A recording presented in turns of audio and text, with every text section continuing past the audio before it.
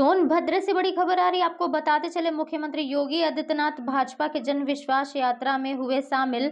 जिले को दी 514 करोड़ की। समृद्ध जिलों में से एक है, लेकिन प्राकृतिक संसाधनों से भरपूर होने के बावजूद यहां के लोगों को आजादी के बाद से आने वाली सरकारों ने बुनियादी सुविधाओं से वंचित रखा। भाइयों बहनों, 2017 के पहले यहां पर किस प्रकार की अराजकता थी। गरीब को मकान नहीं मिलता था, स्कूलों की स्थिति अत्यंत जर्जर थी, खनन माफिया, भू माफिया, वन माफिया यहां पर हावी होकर के यहां के लोगों का शोषण करते थे और यहाँ की माताएं बहनें पानी के लिए तरसती रह जाती थी। भाइयों बहनों, 2017 के बाद आपने देखा होगा यहां पर प्रधानमंत्री आवास योजना को देना हमने प्रारंभ किया ही, हर घर को शौचालय की योजना के साथ जोड़ा। जो सोनभद्र जिला पूरे प्रदेश के अंदर ऊर्जा की आपूर्ति करता था, वह सोनभद्र जिला स्वयं अंधेरे में 2017 के पहले रहता था। आज तो यहां पर बिजली भी दिया जा रहा है और हर घर नल योजना के माध्यम से गांव-गांव में पेयजल की स्कीम भी आपके जनपद को उपलब्ध कराई जा रही है।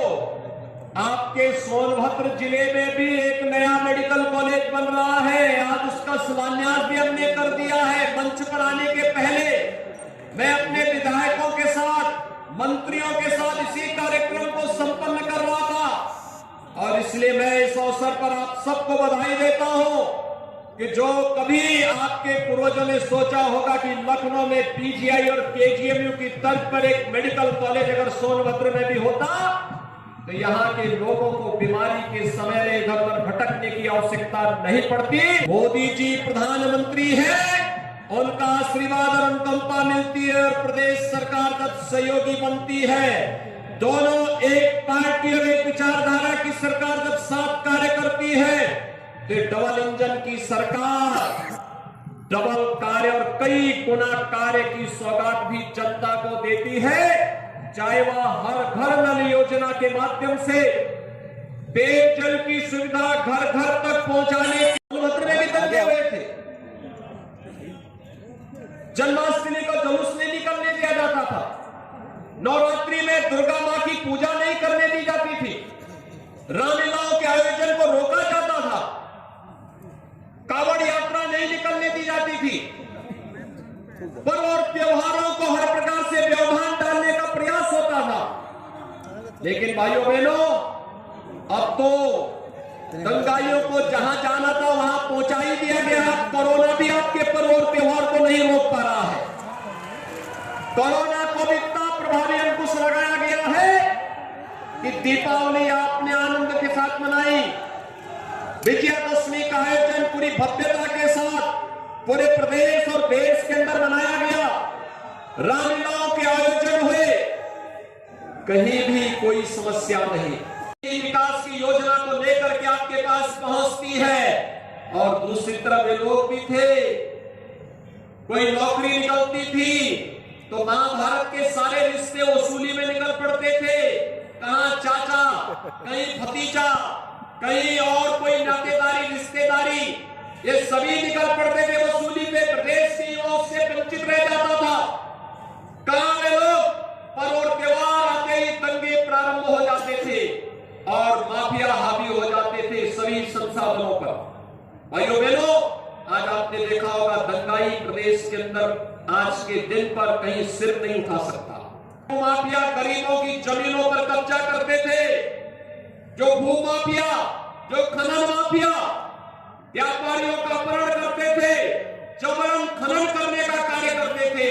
आज जब उनकी अवैध कमाई पर सरकारी बुलडोजर चल रहा है, उनको भी लगता है कि अवैध कर रहे कार्य का नतीजा भी अवैध तरीके से उसका निस्तारण भी हो जाता है। जनता पार्टी और सहयोगी दलों के प्रत्याशियों को जिताने की अपील के साथ यह जन विश्वास यात्रा आपके पास आई है। आप क्या आशीर्वाद देंगे? दोनों हाथ उठा करके एक बार मुझे बता दो अपनी ताकत। सभी लोग तैयार हैं? जहां तक मेरी आवाज जा रही है दोनों हाथ उठा करके अपना आशीर्वाद दीजिए। मेरे साथ बोलेंगे भारत माता की, भारत माता की। गोलियां चलाई जाती थी और अयोध्या में अब राम मंदिर के भव्य निर्माण का कार्य प्रारंभ होता है। यही अंतर है। पिछली सरकारें राम भक्तों पर गोली चलाती थी, वर्तमान सरकार राम भक्तों पर पुष्प वर्षा करती है, भव्य निर्माण कराती है और उससे जुड़े हुए श्रमिकों पर प्रधानमंत्री जी के द्वारा पुष्प वर्षा की जाती है। पिछली सरकार गरीबों का अन्न हड़पती थी और वर्तमान की सरकार हर महीने 2-2 बार हर गरीब को अन्न योजना के साथ जोड़ने का कार्य कर रही है। पिछली सरकार स्वास्थ्य सुविधा से वंचित करती थी, वर्तमान सरकार मेडिकल कॉलेज हर जनपद में बनाने की कार्रवाई को आगे बढ़ा रही है। पिछली सरकारों में भू माफिया, खनन माफिया, वन माफिया, पशु माफिया और हर प्रकार के माफिया हावी होकर के प्राकृतिक संसाधनों पर लूटपाट करते थे।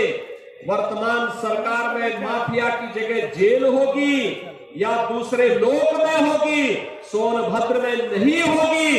इस संकल्प के साथ सरकार ने कार्य प्रारंभ किया और आज उसका परिणाम भी आप सबके सामने है। भाइयों बहनों, जब सरकार संवेदनशील होती है, जन विश्वास पर खरा उतरने के लिए आती है, तो जन विश्वास यात्रा का आनंद भी उसी को आता है। भाइयों बहनों, मेडिकल कॉलेज विशेषज्ञ स्वास्थ्य सुविधा का आधार बनता है। हम लगभग 300 करोड़ रुपए देंगे यहां पर मेडिकल कॉलेज, हॉस्पिटल की क्षमता को 500 बेडेड हॉस्पिटल भी यहां पर बनेगा।